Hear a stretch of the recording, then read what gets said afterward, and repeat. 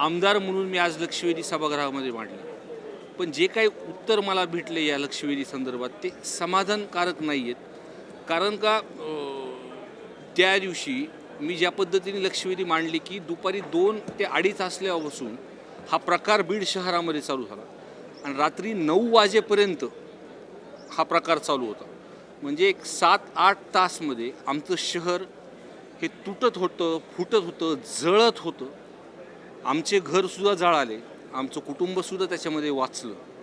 पण माझा प्रश्न हा असा होता की एका तासामध्ये एखादी घटना झाली तर पोलीस प्रशासन तिथं पोचू शकतं किंवा उशीर होऊ शकतो.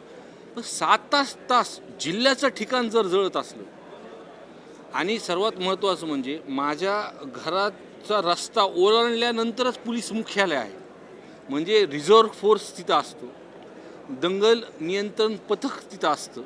त्यांनी गाडीचे आणि महत्त्वाचे विषय म्हणजे जेव्हा हा जो काही हे खऱ्या अर्थाने जी मी परिस्थिती बघितली तर मराठा आंदोलनापैकी आणि ह्याचा काही संबंध नव्हता.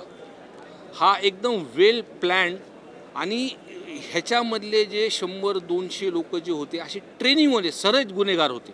म्हणजे ज्या पद्धतीने ते सॅक वापरत होते, पेट्रोल बॉम्ब वापरत होते, फॉस्फरसचे बॉम्ब वापरत होते आणि 2 वाजल्यापासून 9 वाजल्यापर्यंत त्यांनी पूर्ण शहराची रेखी आधी केलेली होती.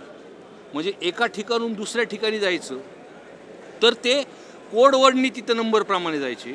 दुसरी गोष्ट त्यांच्यामधलं कुणाला काहीतरी थोडं जास्त कमी जास्त जर लागलं पळताना हे जे लोक आहेत म्हणजे हे पूर्ण ह्यांनी पायी गेल्या 7-8 तासमध्ये शहरामध्ये पायी आणि आजूबाजूला त्यांचे पोलीस होते. CCTV फुटेज माझ्याकडे आहेत ह्या संदर्भातले.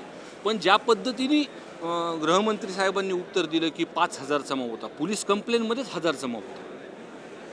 आणि सुरुवातीला जेव्हा ठराविक ह्या गुंडांनी जेव्हा चालू केलं तेव्हाच जर हे कंट्रोल जर झालं असतं तर ही परिस्थिती आमच्या शहरामध्ये कुणावरती आली नसती.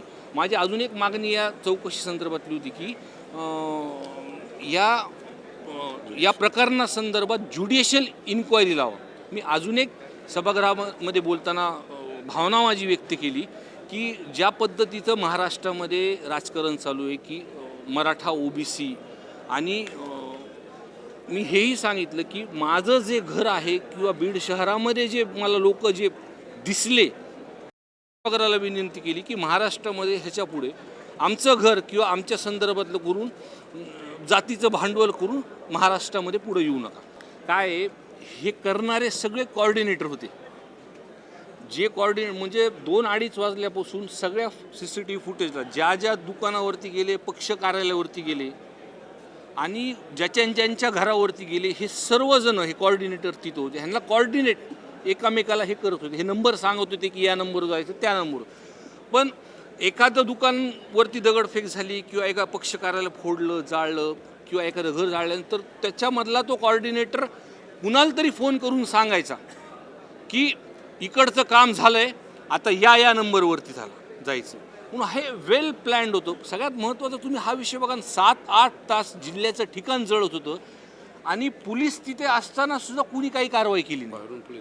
म्हणजे आपल्याला जर शक्य जर झालं असतं तर बाजूच्या समजा ते म्हणतात की रिझर्व्ह पोलीस फोर्स तिथं नव्हता तर बाजूच्या जिल्ह्यातून माझ्या जिल्ह्यातून अंतर औरंगाबाद आहे, आजूबाजूच्या जिल्ह्यात 1.5 ते 2 तासामध्ये कुठूनही पोलीस बंदोबस्त आपल्याकडे तिथून आला असता आणि ही गोष्ट आपली टाळली असती. नाही, ही वस्तुस्थिती आहे. काय की शहरामध्ये काही ठिकाणी आंदोलन जे चालू होते जे प्रामाणिक आंदोलन करतात, पण मराठा क्रांती मोर्चाचं आंदोलन आपण बघितलं तर 1,00,000-2-2 लाख समाज रस्त्यावरती उतरला, खडासुद्धा कुठं उडून लागला नाही. पण या आंदोलनामध्ये हा वेगळा भाव दिसत होता. नाही, जे साईडला उभे राहिलेले लोक आहेत ज्यांचा कशा अर्थी सुद्धा संबंध नाही, त्या लोकांना त्याच्यामध्ये कशामुळं अडकवलं जाते मला कळत नाही. मी तुम्हाला ह्याचं उत्तर दिलेलं आहे की पुढचा फोर्स म्हणजे आपण जरी फोर्स यायला तर 1.5 तासामध्ये बाजूच्या जिल्ह्यामधून फोर्स कधी पण बीड जिल्ह्यात आला असता. नाही बघा, हा विषय हे प्रकरण झाल्यानंतर ज्या पद्धतीने चित्र दाखवलं आहे महाराष्ट्रामध्ये किंवा ह्या प्रकरणात आम्ही काही स्टेटमेंट केलं नाही, आम्ही तर स्वतः म्हणतोय की हे गाव गुंडांनी जाळलेलं, हे वेल प्लॅन्ड करून जाळलेलं आहे. आणि कशा पद्धतीने स्टेटमेंट येतात ह्याचाच अर्थ आहे काहीतरी समाजामध्ये तेढ निर्माण करायचा काही लोकांचा विचार आहे. चौकशीमध्ये हे जे कोऑर्डिनेटर आहेत आणि ह्यांनी त्या ठिकाणी कोणा लोकांना बोललेत ह्याचं मास्टर माइंड बाहेर आलं की 100% हे प्रकरण काय आहे पूर्ण महाराष्ट्राला कळेल. सस्ता, सुंदर और भी बेहतरीन कृष्णा मेंस. हमसे सस्ता कोई ना बेचे.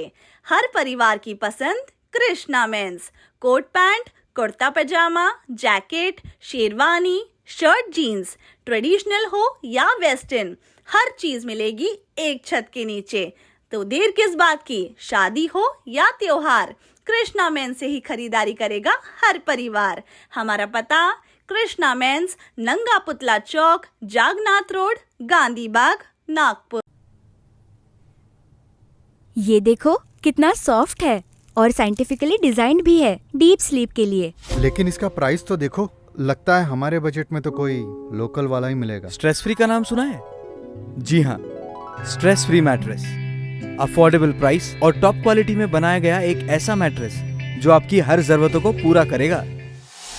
इसकी सुपर सॉफ्ट फोम्स और मर्क्यूरी क्वालिटी आपके स्पाइन और जॉइंट्स को नेचुरल शेप में रखते हैं. साथ ही आपके बैक और शोल्डर्स को भी सपोर्ट करते हैं. दिन भर की थकान के बाद ये मैट्रेस आपको देती है एक चैन की नींद का एहसास और हर रोज आपको नए चैलेंजेस से लड़ने के लिए तैयार करती हैं. साइंटिफिकली बैक्ड, प्रीमियम क्वालिटी और सबसे इंपॉर्टेंट, किफायती दाम में एक reliable mattress, stress free.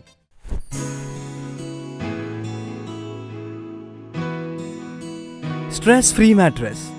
Rest your body and soul. Available in all leading stores near you. For business inquiries, please contact